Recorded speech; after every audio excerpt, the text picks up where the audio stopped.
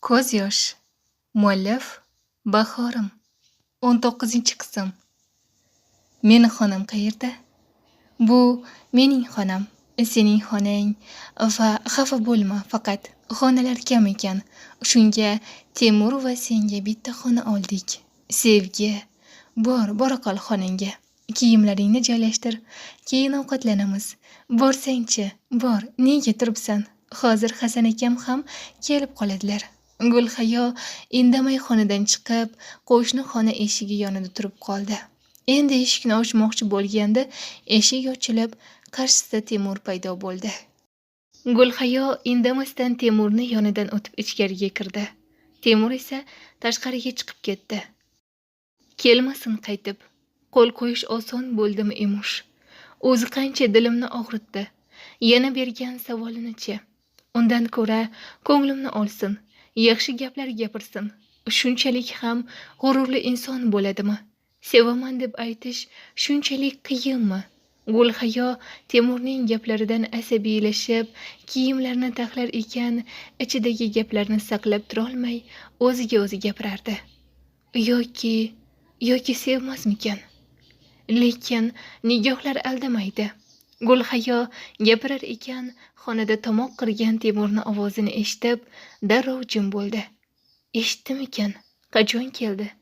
Eshitmagan bo'lsin-da. Meniyam kiyimlarimni joylashtir. Temur Gulhayoning yoniga kelib, kulimsirab qaradi. O'zimni joylashtirgim yo'q. Gap qaytarmasdan bo'la qol. Qornim ochdi. Ovqatlangani tushishimiz kerak. Nega menga buyruq beryapsiz? Chunki xotinimsan. Esingda bo'lsa, hali ajrashmadik. Gulhayo indamay Temurning kiyimlarini olib, joylashtira boshladi. Xotinimman. Ming'irlama, eshityapman. Yaxshi bo'pti-da. Seni nima bunchalik o'zgartirdi? Gap qaytaradigan bo'libsanmi? Ha, avvalgi sodda qiz yo'q. Sizni achchiq gaplaringizni eshitib, yig'lab o'tirmayman endi. Shundoq ham ertagayoq uyga qaytsak, ajrashishga qo'l qo'ysangiz, mendek gap qaytaradigan yomon xotiningizdan qutulasiz. Yaxshi, tezroq qutulay unda. Men pastga tushyapman. Mabodo qorning ochsa, tusharsan. Ichim siqilib ketdi. Nega kimdir o'lib qolgandek o'tiribsizlar? Tavba qildim degin sevgim. Rostda Hasan aka, tavba qildim. Biz ko'ngil yozgani keldik-ku, kulishib, gaplashib o'tiraylik, ovqatlanib bo'ldik, mustaroga boraylik. Men bormayman. Gulhayo, bizda yo'q degan gaplar qabul qilinmaydi. Bo'linglar, bo'la qolinglar. Birgalashib mustaroga bordik. Hamma o'z jufti bilan muz ustida uchadi. Hasan aka, muzda uchishni bilmasangiz kerak-a? O'zim o'rgataman, kulib qo'ydim. Ha, bilmayman. Quchoqlab olib o'rgatasanmi? Jiming. Yura qol. Hasan akam qo'limdan tutgancha muzga olib tushdi. Kel, qo'limdan tutgin kelmasa ham oxirgi marta tutgin. O'zi uchishni bilasanmi? Temur Gulhayoga qo'lini uzatdi. Ha, bilaman. Qo'lingizdan ushlashim shart emas. O'zim ucha olaman. Xo'p, ko'ramiz-da.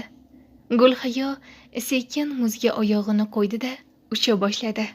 Temur ham ortidan muzga tushib, Gulhayoni ortidan ucha boshladi. Zo'r, men seni bilmaydi deb o'ylagandim, qoyil. Ha, shunaqa o'ylab yuraveringchi, yaqinda mendan ham ayrilib qolasiz. Gulhayo oxirgi gaplarni sekin aytdi, ammo Temur eshitgandi. Chiroyli qiz, balki uchishingizga yordam berarman-a? Qiynalyapsiz. Bir yigit Gulhayoning yoniga kelib, gap ota boshladi. Tushunmadim. Sening ko'zing yaxshi ko'rmaydi shekilli. Sen chiroyli qiz deyotgan qizning eri bor. Tez bu yerdan qoringni o'chir. Senmi eri? Ha, men. Ket. Bo'lmasa kelganingga pushaymon bo'lasan. Yigit Temurning gaplarini eshitib, tezda qochib qoldi. Sen bu yoqqa kel. Temur Gulhayoni qo'lidan tutib, qattiq ushlab oldi. Qo'yvoring. Yo'q, sen esa ko'p kulyapsan. Qo'limni qo'yib yuborma. Boshqalar seni yolg'iz deb o'ylashyapti. Mayli, o'ylashsin. Agar hozir qo'limni qo'yib yuborsang, o'pib olaman. Temur yana ham Gulhayoga yaqin kelib gapirdi. umuman yoningizdan ketib qolsamchi? Oho, buni xayolingga ham keltirma. Shunday qiladigan bo'lsang, oqibati yomon bo'ladi. Buni ham bilib qo'ygin, gulim. Gulimmi? Gulhayo Temurni bunday deyishini kutmagani uchun hayratlanib, hayajonda Temurni ko'zlariga tikildi. Ha, nima qilibdi gulim desam, yoki yoqmadimi? Bilmadim. Gulhayo hech nima deya olmadi. Shu so'zdan bo'lak, xuddi Temur uni sehrlab olgandek edi. Qo'l ushlashib, birga muzda uchishdi. Bu yerga kelganimiz foyda beryapti shekilli. Nima bo'lsa ham yarashib olishsin-da. Muzda uchib bo'lgach, ozroq suhbatlashdik. Atrofni tomosha qilib aylandik. Qor-bo'ron o'ynadik. Hasan aka, bu adolatsizlik. Hamma yerim qor bo'lib ketdi. Bo'ldi, o'ynamayman. Qochib keta olmaysan. Sen ham meni qorga ko'mib tashlading. Bir qilishim kerak. Bu yoqqa kelchi. Hasan akam qo'limdan ushlab qorga yiqitdi. O'zi ham yonimga o'tirib, hamma yerimni qor bilan to'ldirdi. Bo'ldi, bir bo'ldi. Agar shamollab qolsam, o'zingiz qaraysiz. Xo'p-da, xotinjon. Hasan akam ham yonimga yotib oldi. Mana sizga yotganidan foydalanib, yuziga qor otdim. Muzladim, men xonaga ketdim. Hech qayerga ketmaysan, yolg'iz. Temur Gulhayoni qo'lidan tutib qorga yiqitdi. O'zi ham xuddi yiqilib tushgandek bo'lib, Gulhayoni ustiga yotib oldi. Sovqatdim dedim. Endi issiqmi? Temur kaflarini Gulhayoni yuziga bosib turdi bir muddat. Ha, juda chiroylisan. Temur va Gulhayo ancha payt bir-biriga termulib yotishdi. Bu holatdan Gulhayoning yuragi gupirlab urardi. Temur Gulhayoni ko'zlaridan nigohini uzib, uning lablariga qaratdi. Lablar tutashay deganda Gulhayo yuzini burib qoldi. Qoching. Gulhayo Temurni kuch bilan o'zidan itarib, joyidan turdi-yu, ichkariga kirib ketdi. Kechgacha Temurga bir so'z demasdan yurdi. Kechki ovqatni qilib bo'lib, yoshlar o'yin o'ynashdi. Bugungi kunimiz yaxshi o'tdi. Ha, juda yaxshi o'tdi sevgim. Men charchadim. Uxlaylik endi. Temur aka, Gulhayo, sizlarga xayrli tun. Unda biz ketdik. Yaxshi dam olinglar. Hasan va Sevgi ketgach, Gulhayo va Temur yolg'iz qolishdi. Ikkisi ham indamay o'tirgan bir paytda yonlariga bir qiz kelib uyalmasdan Temurga gap tashlab, to'g'risiga o'tirib oldi. Bu qiz har qalay singlingiz bo'lsa kerak-a. Erimga suqlanib qaragan ko'zlaringni o'yib olsam-da. Gulhayo bu gaplarni sekin aytsa ham Temur eshitgandi. Qo'y, ko'zlarini o'yma. Qara, chiroyliligini. O'tiravering shu chiroyli ko'zlar yonida. Men ketdim deya Gulhayo joyidan turib ketib qoldi.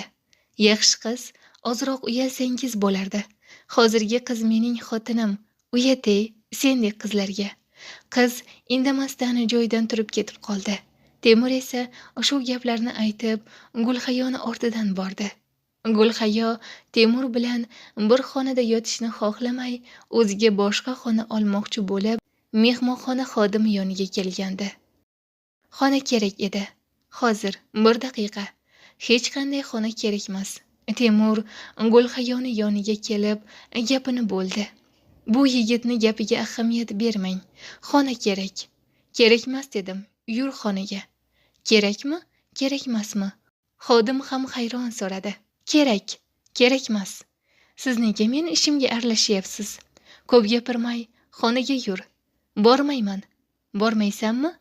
Ha, yaxshi. O'zing majbur qilding. Temur Gulhayoni yelkasi uzra ko'tarib olib keta boshladi.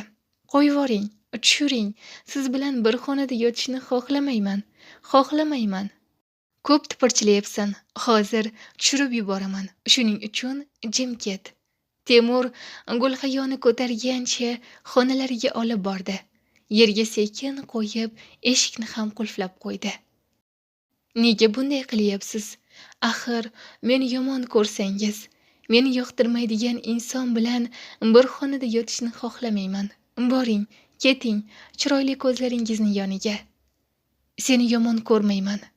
Yana rashk qilsang, juda chiroyli bo'lib ketasan. Temur Gulhayoni yoniga kelib, qo'llaridan tutdi.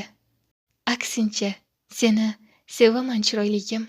Hammasi uchun takror uzr so'rayman. Mana shu chiroyli ko'zlaringdan ortiq ko'z yosh oqishini xohlamayman. Temur Gulhayoning ko'z yoshlarini artib qo'ydi. Bu paytda Gulhayo suyukli insoni tomonidan aytilgan sevgi izhori ta'sirida hayajonda edi va bu baxt, quvonch ko'z yoshlari edi. Gulhayo jimgina so'zsiz Temurning ko'zlariga termular ekan, Temur uni bag'riga bosdi. Hasan aka, siz yotoqda yoting, men o'zimga yerga joy soldim. Ikkimiz birga yotsak-chi? Yo'q, xayrli tun azizim, borib joyimga yotdim. Qochaver-chi, 2 kundan keyin bag'rimda yotasan xotinjon. Hasan aka, avval bunaqa gaplar aytmas edingiz-ku? Nega bunaqa bo'lib qoldingiz? Meni uyaltiravermang. Seni ko'rdim deguncha bag'rimga boskim kelyapti. O'zimni zo'ri hushlab turibman. Ha mayli, qoravoyim, uxlaylik. Hasan aka, Temur va Gulhayo nima qilishdi ekan-a? Yana urushib qolmagan bo'lsa yaxshi. Yo'q, menimcha yarashib olishdi. Bo'ldi, gapirmasdan uxlagin. Ertaga ko'ramizda nima bo'lganini. Xo'p bo'ladi deya uxlash uchun ko'zlarimni yumdim. Sochlaring doim ro'mol bilan o'ralgani uchun go'zal tarovatini payqamagan ekanman. Gulhayo Temurning qalbga yoquvchi shirin so'zlariga jilmayib qo'yardi xolos. Shunday qilib, onam bilan ikkingiz meni aldadinglar, shundaymi? Bu yolg'on bo'lmasa va Hasan aka va sevgi bo'lmaganda biz aniq ajrashib ketardik. Yolg'on qilmasak, siz sevgingizni anglolmas edingiz. Yana bu yurib ketishingiz uchun ham edi-da. Mana, foyda berib, siz mening yonimdasiz. Rost bo'lib ham ko'rsinchi, seni hech kimga berib qo'ymasdim gulim. Rostdanmi? Gulhayo jilmaydi. Ha, rost, seni qattiq sevaman. Menda ham shu holat bo'ldi-da. Siz mening dilimni qanchalik og'ritsangiz, men sizga shunchalik bog'lanib qolaverdim. Ko'ngil qo'ydim. Keyinchalik qattiq sevib qoldim. Sizni ko'rmasam turolmaydigan bo'lib qoldim. Kasal bo'lib yotib qolgan paytlaringiz yoningizga borganimda sizga bildirmasdan suratlaringizdan olgandim. Sog'insam ko'raman deya. Shunchalik oshiq bo'ldingmi? Ha deya Gulhayo uyalib ketdi aytgan gaplardan. Endi suratlarimga qarashingga hojat yo'q. Doim yoningdaman. Ikki sevishgan qalblar nihoyat bir-biriga dil izhori qilishib, bir-birini vasliga yetishgandi. Hozir ulardan baxtliroq inson yo'q edi go'yo. Gulhayo tongda turib namozini o'qidi. Bu paytda Temur ham uyg'ongandi. Siz nega turdingiz? Men ham namoz o'qishni o'rganmoqchiman. Meni gulam menga namoz o'qishni o'rgatarmikan? Albatta azizim, o'rgataman. Gulhayo Temurga namoz o'qishni o'rgatdi. Temur ham darrov o'rgana qoldi. Yana ozroq mashq qilsa, tez orada o'zi mustaqil o'qiydigan bo'ladi. Gulhayo, yuzingda tabassum, menimcha, men o'ylagan ishlar bo'lgan bo'lsin-da, nima bo'lsa ham. Gulhayo pastga nonushta qilgani tushgan payt undagi o'zgarishlarni ko'rib quvondim. Ha, sevgi, biz Temur akam bilan ajrashmaydigan bo'ldik. Voy, rostdanmi? O'zimning shirinim, o'zimning qandim, xursandman. Gulhayoni quchib oldim. Bunda Hasan aka va sening hissang katta. Rahmat. Rahmatga hojat yo'q. Baxtli bo'linglar. Endi uyga qaytsak ham bo'laveradi. Ishimiz sizlarni yarashtirish edi. Yarashtiruv operatsiyamiz muvaffaqiyatli yakun topdi. O'zimga qoyil. O'zingga nega qoyil ekan? Yonimizga Hasan akam va Temur kelishdi. Do'stingiz aytmadimi? Bular yarashib olishibdi. Shunga o'zimga qoyil deyapman. Shoshma, nega faqat o'zingga qoyil? Men-chi qoravoy? Hazillashdim, sizga ham qoyil. Shunaqa bo'lsin-a? Temur, tabriklayman. Baxtli bo'linglar. Aytganing kelsin do'stim, deya Temur uyalibgina turgan Gulhayoni qo'lidan tutdi. Endi uyga qaytsak ham bo'laveradi. To'yga ham tayyorgarlik ko'raylik sevgim. Xo'p bo'ladi. Bidir-bidirim Hasan akam yonimga kelib, yelkam uzra qo'lini o'tkazgancha quchib oldi va hammamiz xonamizga bordik. Qaytib ketishga tayyorlana boshladik. Temur va Gulhayo uyiga xursand bo'lib qaytishdi. Oyjon, biz keldik, oyi. Temurjon bolam, keldingmi? Voy, Gulhayo qizim, xush kelibsiz. Assalomu alaykum oyjon. Va alaykum assalom qizim. Oyi, keliningizni uyga olib keldim. Ajrashmaydigan bo'ldik. Rostdanmi? O'zim aylanay bolalarimdan. Juda ham yaxshi qaror qilibsizlar. Baxtli bo'linglar. Temurni oyisi o'g'li va kelinini peshonasidan o'pib bag'riga bosdi. Uyga kirishar ekan, Gulhayoni qaynonasi, "Rejamiz ish beribdi. Xursandman qizim", dedi. "Eshityapman hammasini, oyjon, Gulhayo." "Ha, baxtli bo'linglar deyapman-da o'g'lim." Hammasi bir-biriga qarab kulib qo'yishdi. Shu o'qishga kelmasang nima qilardi? Undan ko'ra sevginikiga bor, ertaga to'y bo'lsa. Temur aka, shunday bir okramonu chiqaman. Shu o'qishingni o'zgartirsang bo'lardi. Anavi domlang bilan uchrashmasding. Ko'rdim, yomon qarash qilayotgandi. Rashk ko'zlaringizni ko'r qilibdi. Domlam ayolini sevadi. Menga yomon qarash qilmaydi hech ham. Sen qayerdan bila qolding ayolini sevishini? Ko'zlaridan, chunki ko'zlar aldamaydi. Gulhayo Begzod bilan do'stona suhbatini Temurga aytmadi. Bilsa, umuman o'qishga yubormay qo'yishdan qo'rqdi. O'zi rostdan o'rtalarida hech nima yo'q-da. Begzod ayolini sevadi, Gulhayo Temurni. Siz boravering, ishlaringizni hal qiling, o'zim boraman sevgilarnikiga. Buni xayolingizdan chiqarib tashlang xonim. Bo'shasang telefon qil, o'zim olib ketaman. Xo'p bo'ladi azizim. Gulhayo jilmaygancha mashinadan tushib ichkariga kirdi. O'qishdagi ishlarni hal qilib kutubxonadan chiqayotganda qarshisidan Begzod chiqdi. 19-qism tugadi. Davomi bor. Hikoya haqidagi fikrlaringizni kommentariyada yozib o'tib keting. Fikringiz biz uchun muhim. Siz aktiv bo'lib, like bossangiz, fikr bildirsangiz, hikoya davomi tezroq chiqadi. Bizga obuna bo'lishni ham unutmang.